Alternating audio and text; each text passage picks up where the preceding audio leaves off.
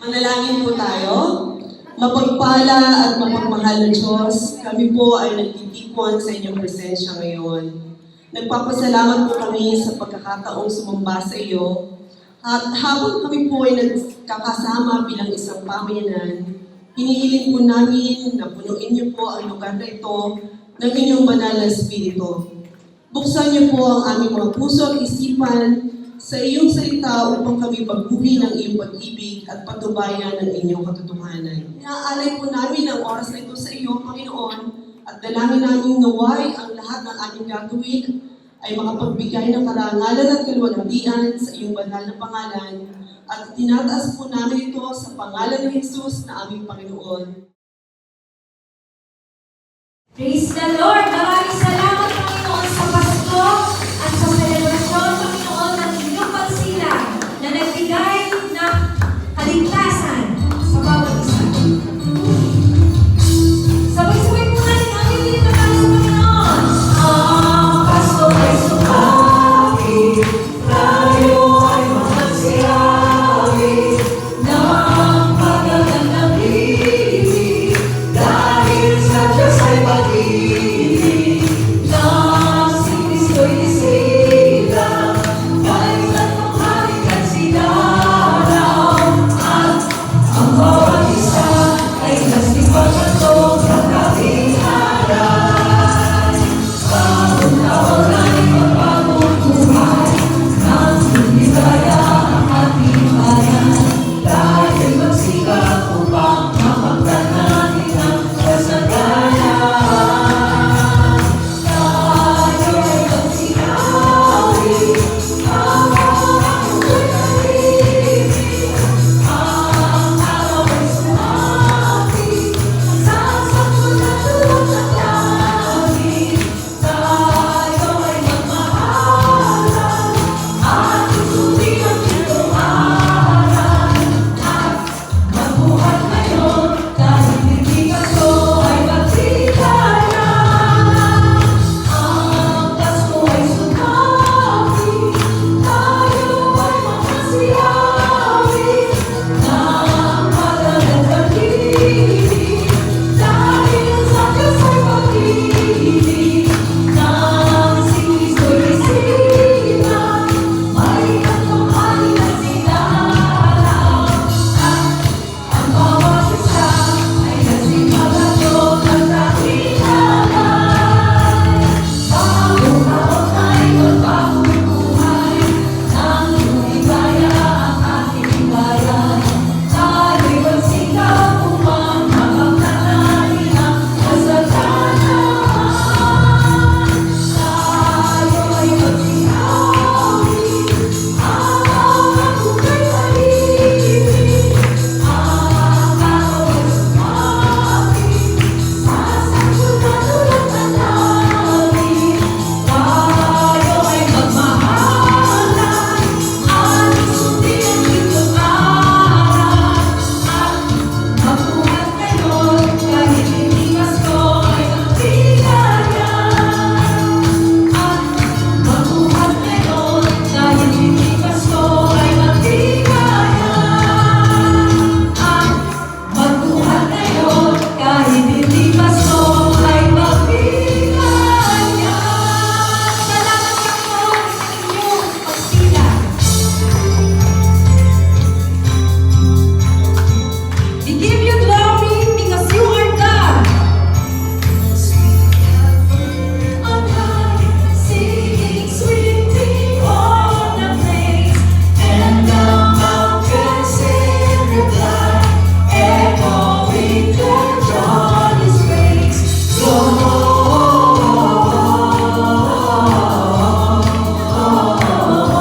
Gloria, in excelsis Deo, Gloria,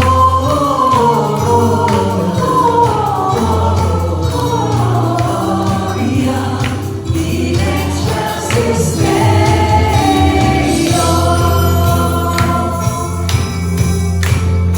Earth's brightest jubilee, while your joyous praise prolong, what the glad sound dynasty, which inspires your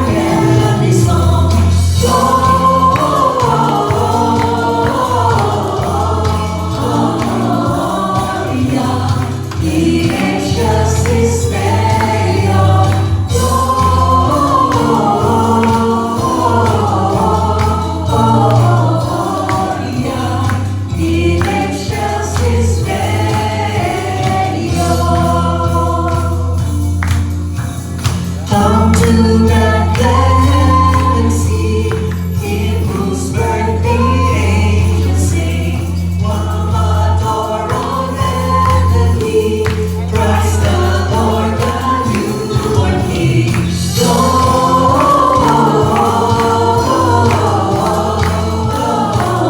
Gloria, in excelsis Deo.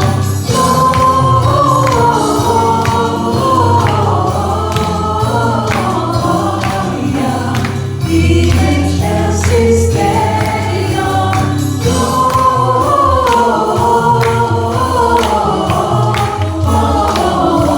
Gloria, in excelsis Deo.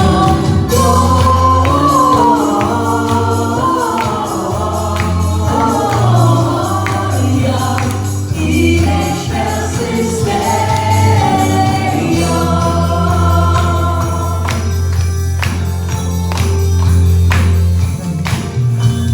Glory to God in the highest, because you are worthy to be praised, O God. Let your kingdom come. Thy will be done.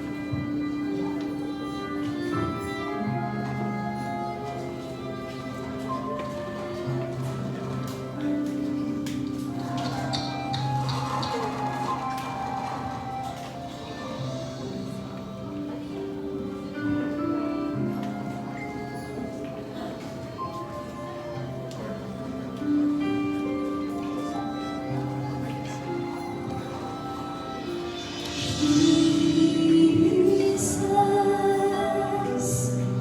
God's righteousness revealed,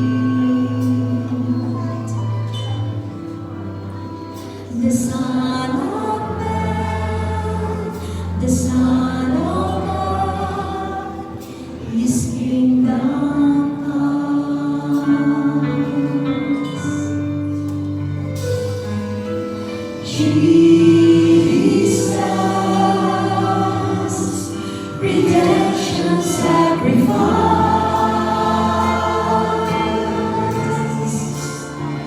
now glorified, now justified, His kingdom comes, and His kingdom will go nowhere, and His glory shall know no bounds. For the majesty and power of His kingdom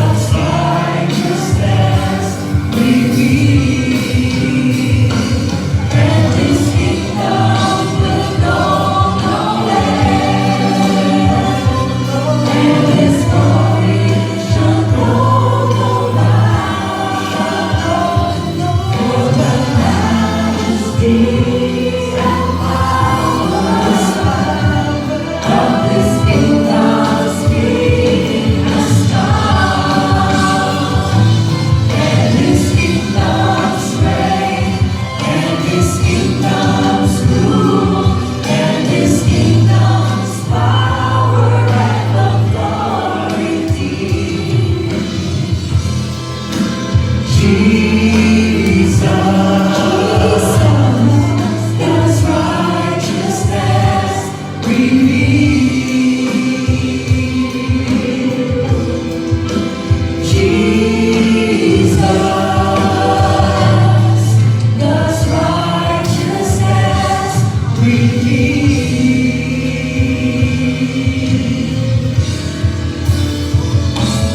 For God is the kingdom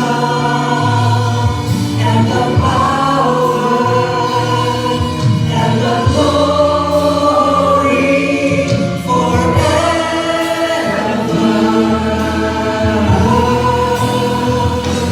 For thine is the kingdom and the power and the glory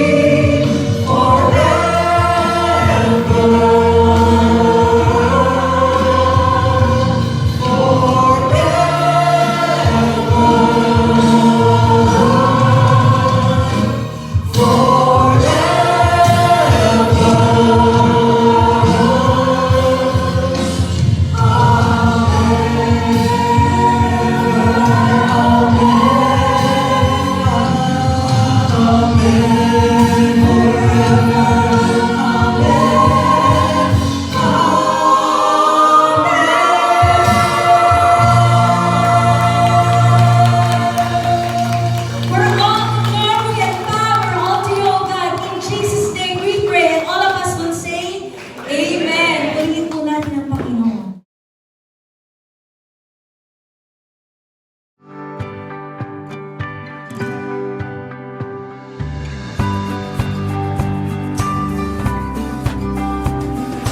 May the Lord bless you richly this Christmas. Merry Christmas, everybody.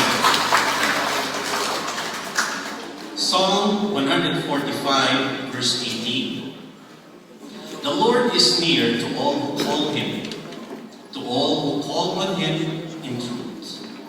Ang ating Diyos kataas-taasan ay malapit at patuloy pa nga siyang lumalapit sa sino man na taus-pusong naghahanap sa Kanya.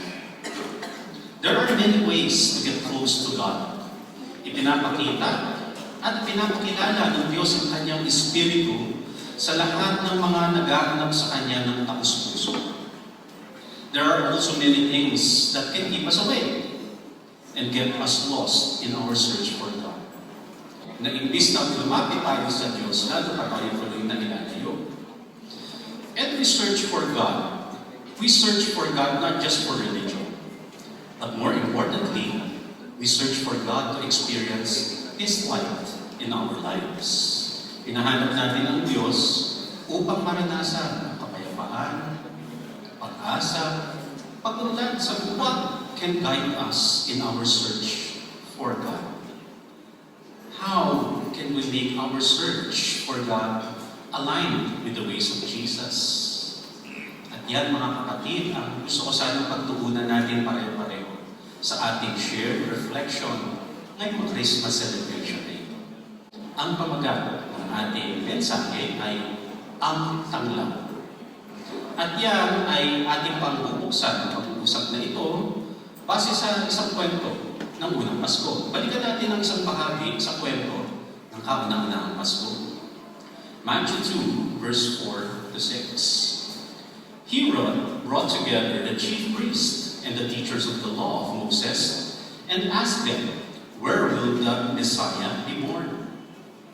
They told him, "He will be born in Bethlehem, just as the prophet wrote. Bethlehem in the land of Judea, you are very important among the towns of Judea. From your town will come a leader who will be like a shepherd for my people Israel." Nung nabalitaan, pumutok ang balita sa Judea na merong isisilang na Mesiyas, merong isisilang na kinatawan ng kataas-taasang Diyos, ang anak ng kataas-taasang Diyos. Nung napumutok ang balita na yan, nagtanong-tanong yung kasalukuyang hari nila noon. At tinanong niya yung mga religious leaders, base ba sa nalalaman ninyo? Base ba sa mga nakasulat sa ancient Jewish scriptures? Ano ba sinasabi tungkol sa pagdating ng Messiah? And notably, sumagot yung mga religious leaders, the teachers of the law, the priests, lahat sila na nagpulong-pulong na may kaalaman, and they reference this portion from Micah chapter 5 verse 2. So meron silang nire-reference sa Old Testament nila, sa Jewish scriptures, from Micah chapter 5 verse 2, na sa Bethlehem po, according to sa mga sources natin. The Jewish religious leaders had reference about the coming of Jesus in the Jewish scriptures, or as we refer to today as the Old Testament. The religious leaders also had knowledge. They knew about the coming of Jesus. But as we know the story, they did nothing about it. Actually, kung hindi pa nga dumating yung mga wise men from the east, hindi sila kikilos itong mga religious leaders na ito. And as a matter of fact, kaya nga nagtanong-tanong itong King Herod sa mga religious leaders kasi merong napadayo na mga wise men from the east. Kaya ano yung balita na may mga hindi taga rito from the very far east, tapos nagtatanong sila saan daw darating yung Messiah, saan daw ipapanganak. At yung mga pinagtanungan niya, may alam na. Meron ngang reference eh. But as we know the story, wala rin ginawa itong mga religious leaders na ito na response nung nagplano itong King Herod na patayin si Jesus. At higit sa lahat, noong hindi nakuha ni Herod si Jesus na bata, walang ginawa yung mga religious leaders para pigilan si Herod na patayin yung mga batang lalaki. Maraming ganyan hanggang ngayon. Maraming may knowledge sa religion, pero walang ginagawa. Maraming mga reliyoso, pero walang ikinikilos na tama. Walang ginagawa sa kanilang religion para paunlarin ang buhay. At pagkus ginagamit pa nga yung kaalaman nila sa religion para patakpan ng mga mali. Clearly, not everyone who is familiar with the scriptures or who are religious, not everyone who is or who claims religious authority reflects genuine godliness. Hindi lahat ng may kaalaman, nalalaman tungkol sa religion ay nagpapakita ng pagiging makatulog. Now, gusto ko lang linawin, we are not obsessed with perfection. Hindi naman natin sinasabi na ikaw, pag church ka, dapat perfect ka. Of course, hindi yun yung tinutukoy natin. Because we live under grace. Malinaw sa atin yun. Instead, our focus is progress in growth. Yung patuloy kang lumalakad, yumayabang, lumalagot, as we continue our search for God. Kasi, mga kapatid, walang saysay ang mga study, walang saysay ang mga Bible study, ang mga worship, ang mga church activities kung hindi rin tayo umuusad sa pagiging mabuting tao. Kaya nga, matuto tayo dun sa bad example na nakikita natin sa portion na ito ng istorya. Sabi nga sa 2 Peter chapter 1 verse 5 to 9, do your best to improve your faith. Do your best to improve your faith. How? By adding goodness, by adding understanding, by adding self-control, patience, devotion to God, concern for others, and most especially love. Hindi lang yung basta may faith ka, meron kang sinusundan na pananampalataya, paniniwala. Pero ang sabi sa Peter, doon pa lang nadidistinguish na nila. Iba yung religious ka, iba rin yung may sinusundan kang kabutihan sa buhay mo. Verse 8, if you keep growing in this way, it will show that what you know about our Lord Jesus Christ has made your lives useful and meaningful. Makikita, mapapatunayan nyo na yung nalalaman ninyo, yung kaalaman ninyo tungkol sa Bible, tungkol kay Jesus, mayroong saysay. And reading between the lines, Ibig sabihin, meron kasi mga kaalaman tungkol sa Bible na walang saysay. Dahil nga, hindi siya nakaka-add sa goodness ng buhay. So if you add all these things, it will show that what you know about our Lord Jesus Christ has made your lives useful and meaningful. But if you don't grow, sabi pa niya, you are like someone who is nearsighted and blind.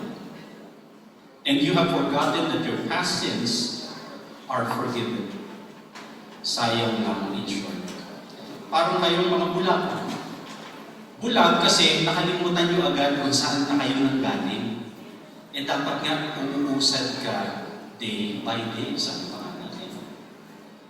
Na kung iaalimulad nga natin sa mga bata, kung talagang umuunlad ka, lumalabo ka, kung grade 1 ka this school year, dapat next year ikaw ay grade 2 na.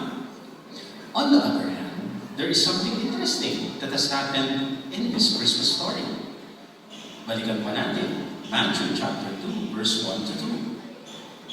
During this time, when Jesus was born, some wise men from the east came to Jerusalem and said, "Where is the child born to be king of the Jews?" Merong mga wise men from the east. And most probably, this is far east. Ancient Israel is part of Asia, so technically medyo east siya. Pero kung east na yung lugar nila at sinasabi pa nilang wise men from the east, ibig sabihin malayong silangan, pinanggalingan. If we will reference in ancient maps, they could be referring to Persia. They could even be referencing to present-day India. At kung lalawakan pa natin yung imagination natin, baka Pilipinas ka nang galing. Hindi natin alam. Basta malayo, na east ang pinanggalingan. Ang point, hindi taga-ron. Iba ang orientation, iba ang knowledge. Iba ang mga references, hindi nila kagaya, hindi nila kababayan. And these wise men na pinag-uusapan natin, ano ang kanilang basihan ng pag-aaral? These wise men being referred to studies the stars. Interesting. O bago may magkamali, hindi yan yung tinutukoy nating horoscope sa panahon ngayon. Hindi yan yung mga lucky number 9, lucky color red. Wala siyang kinalaman. But they study the stars. We saw this star from the east, the star of Jesus. This specific na star si Jesus, base sa kanilang mga kaalaman. Nakita lang nila yun, they have seen that risen from the east. Kung saan silang malayong silangan na nanggaling, nakita nila doon.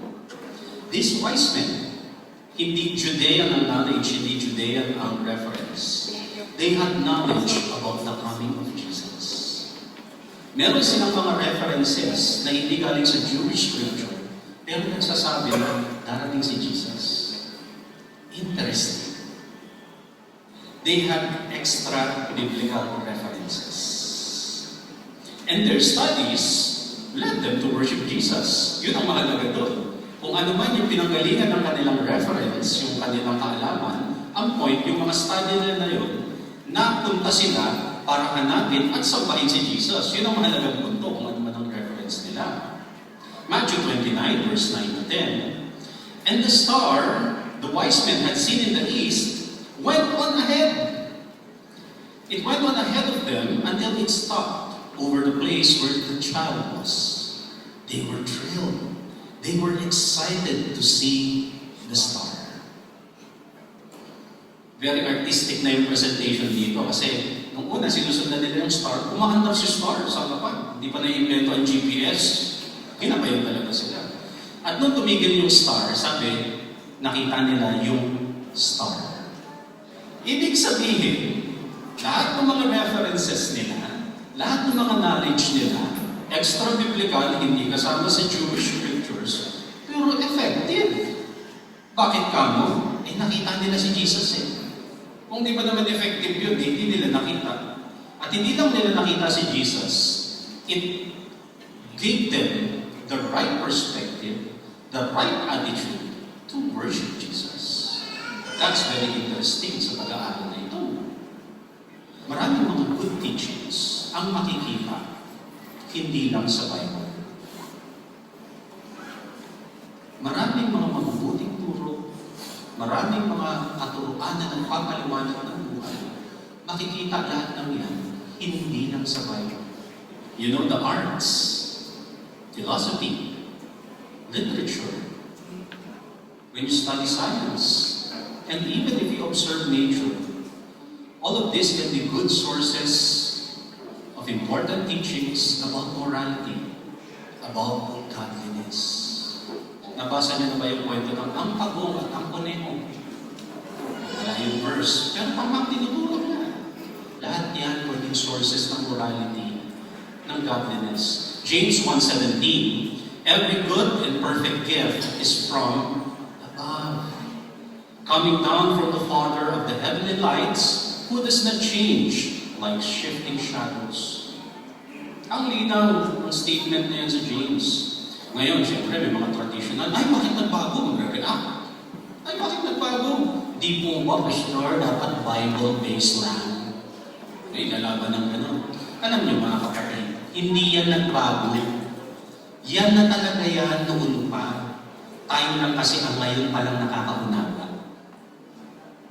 Tayo ang ngayon pa lang nabubuksan ng isip. Ay, nagbago ang math kasi may calculus na ngayon. Of course not, hindi nagbago ang math. Yan na talaga yun. Yung estudyante ang lumalago kasi ang isip para maunawa. Ganun din ang pagiging makadiyos. Ganun din ang pag-unawa sa kaliwanan ng Diyos. Ay, nagbago ang verse. Ano ka ba? Hindi nagbabago yung verse. Pare-pareho lang yan. May nadagdag ba na chapter sa Bible? Wala naman. Sa daang libong taon. Ang nagbabago, yung pang-unawa ng tao. Now, the Bible is the written word of God. Hindi natin dapat pagkamalian. But, the living word of God is more than what is written. God's word is alive. At malawak na malawak pa ang word of God kaysa dun sa nakaprint at nabibili sa mga bookstore. Jesus himself spoke and did many things that are not written in the Jewish scripture. Si Jesus mismo marami siyang mga sinabi at pinagagawa na hindi nga wala kang verse. At marami nga siya sa mga sinabi at ginawa kontra pa nga sa Jewish scriptures. Naalala niyo nung mga pinagsasabihan niya na, ay, hindi naman tithes talaga ang importante. Tama na tumulong, tama na magbigay, pero kung nagiging sanhiyan ng corruption, hindi yan ang importante, sabi niya gano'n. Hindi yung unclean at clean food ang talagang issue. Ang issue ay kalooban. Natatandaan niyo nung binanggit ni Jesus yun? Marami doon nagwala ang maraming religious leaders dahil hindi yun ang nakalagay sa verse nila. Marami mga ginawa at sinabi, tinuro ang Panginoong Jesus na actually walang verse. Marami kontra pa nga sa mga verses. But, here's the big thing. Making a spiritual point involves more than simply quoting Bible verses. Hindi lang yan sa pa-quote-quote ng verses ang pagkakaroon ng spiritual point. John 21:25, Jesus did many other things as well. If every one of them were written down, I suppose that even the whole world would not have room for the books that would be written. Ano ang point? Hindi lahat nakasulat sa Bible. Hindi lahat naisulat sa Bible. Kaya, mga kapatid, mga fellow followers of Jesus, huwag okay sa paghahanap ng verse. Hindi lahat may verse. Minsan o madalas, maaaring walang verse. Saan mo nakuha yan? Ano sa napanood ng pelikula? Kasi may aral siya. Maaaring gano'n. Of course, it's nice to have verses kasi at least may reference ka na pwede mong balik-balikan. Pero mga kapatid, lumak-lawakan natin ang ating pangunawa, ang ating pag-iisip na hindi lahat nakapture sa pagsusulat. Sabi nga ni John, kung talagang kakaririn lahat yan, saan ko naman ilalagay? Ang mahalaga, hanapin ang point ng pagiging makadiyos. Matthew 2:12. Later, the wise men were warned in a dream not to return to Herod, and they went back home by another road. Pansinin ninyo, sa umpisa, may sinusundan silang tala. Nung nagsisimula ang kanilang journey, ginagabayan sila ng tanglaw ng tala. Pero nung tumaon sa kalaunan ng kwento, wala na yung tala. Diretso na silang kinakausap ng Diyos kataas-taasan. It was intended from the very start that the Holy Spirit will be our direct guide. It will be the Holy Spirit. The living Word will be our direct guide. Hindi mga liwanag ng bituin, hindi mga bumubuhang lupa at umuulan na apoy. Ano yung mga OA na paghahanap ng signs? Ano po ang sign? Dapat may umiyak ng dugo. Mga ganong klase. Wala nang mga ganong sign. Kasi diretso tayong kakausapin ng Diyos. Habang lumalawak ang kaisipan, mas nagiging receptive tayo sa pag-unawa, sa pagtanggap ng gustong sabihin ng Diyos sa atin. John 14:25-26, sabi ng Panginoong Jesus, "All this I have spoken while I am still with you. But the Advocate, the Holy Spirit, whom the Father will send in my name," sabi ni Jesus, "will teach you all things and will remind you of everything I have said to you." Sabi ng Panginoong Jesus sa mga sumusunod sa Kanya noon, sinasabi ko lahat ito habang nandito ako. Meaning, hindi ako laging nandito. Yun ang point niya. Kasi kapag wala na ang Panginoong Jesus bilang tao, ipapadala ng Ama ni Jesus, ang Diyos kataas-taasan, ang Holy Spirit. Also in John 16:7, sabi pa ng Panginoong Jesus, "It is best for you that I go away." Ha? Sabi ng Panginoong Jesus, mas mabuti nga kung mawawala ako. Bilang person, bilang tao, mas okay nga yun na mawawala ako. "It is best for you that I go away because if I don't, the Advocate, the Comforter," meaning the Comforter, the Encourager, the Counselor, the Holy Spirit, yun yung Advocate na dito po eh. Because if I don't, the Holy Spirit will not come. If I do go away, then I will send Him to you. Itinalaga na, tinlano na mawala si Jesus the person. The person, the human being.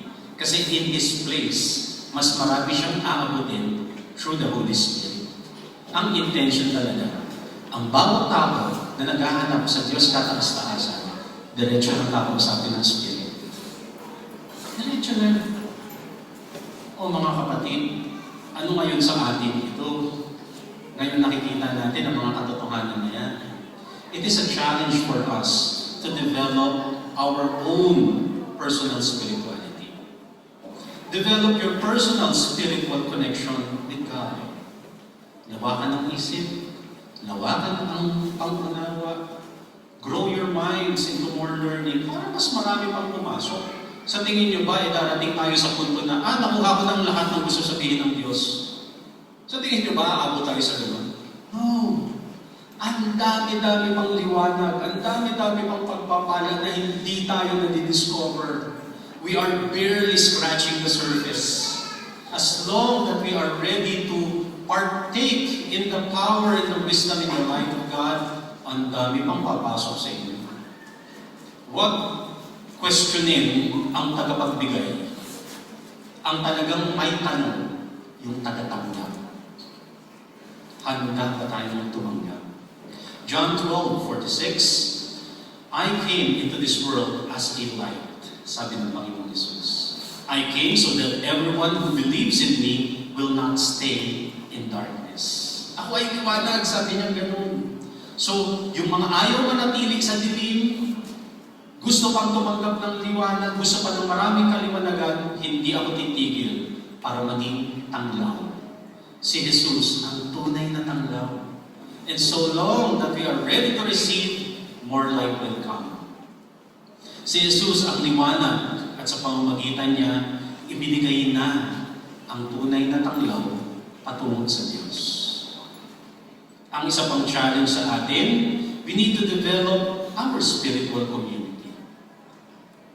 Kasi mas madaling maglakbay sa pananampalataya pag may kasama ka.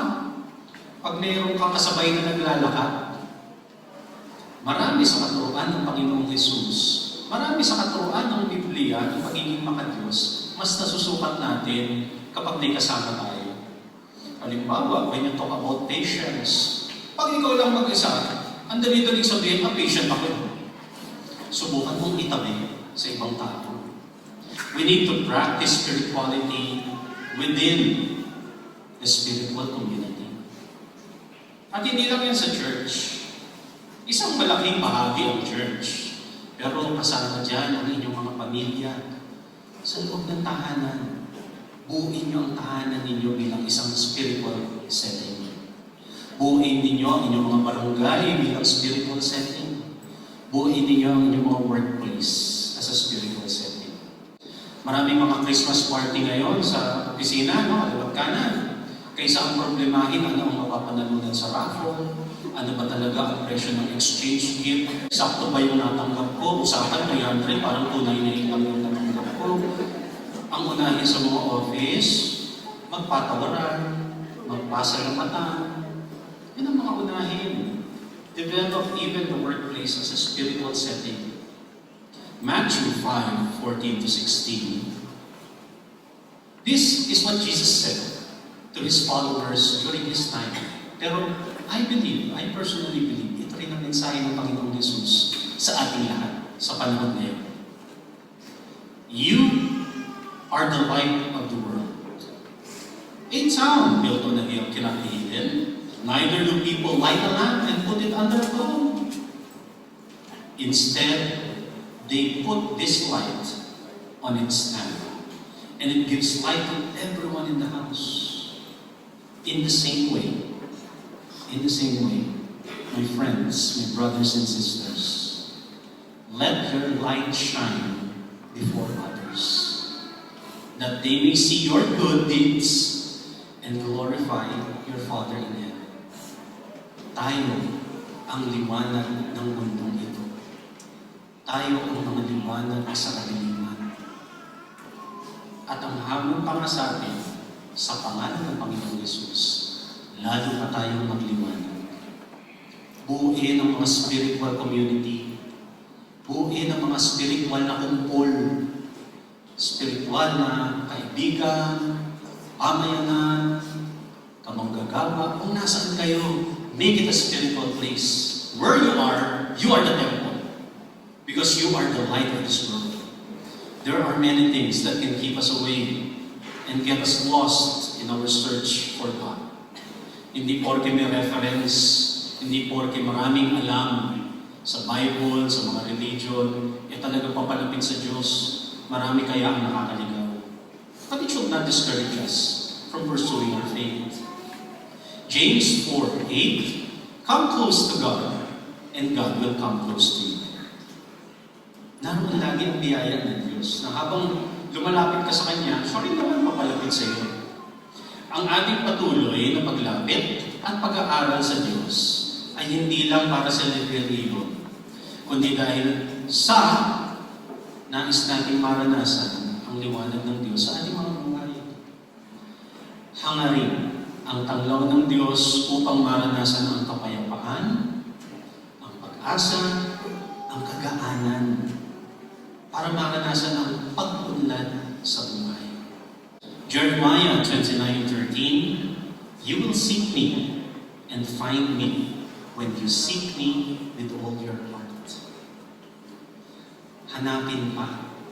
Itong nakaraang 12 buwan, talagang kinarir natin ang paghahanap sa Espiritu ng Diyos, sa liwanag ng Diyos. At ang dami-dami nating natuklasan, ang dami-dami nating natutunan. Maraming paglago ang dumating sa atin bilang pamayanan. Sa pagharap natin sa pagtatapos ng 2025 at sa pagharap natin sa pagbubukas ng 2026, marami pa tayong maglalakbay na yan. Sama-sama natin yung ulit. Because if we seek God with all our heart, we will find Him. We will find God's glory. Anyone who will sincerely, anyone who will wholeheartedly seek, will find God. This is God's promise, fulfilled through Jesus.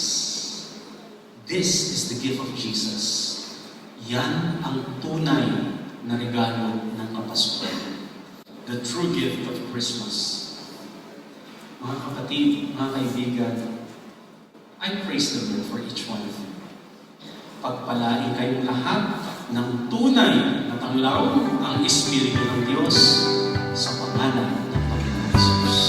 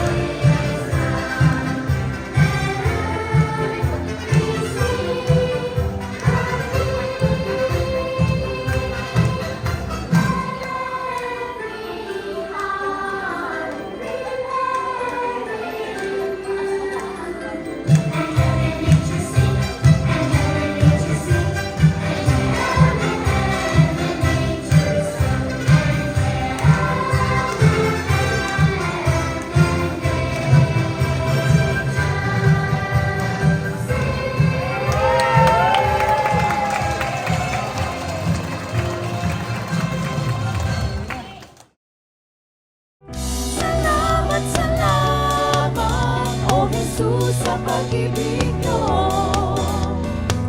walang ibang nagmahal sa akin ng katulad nyo.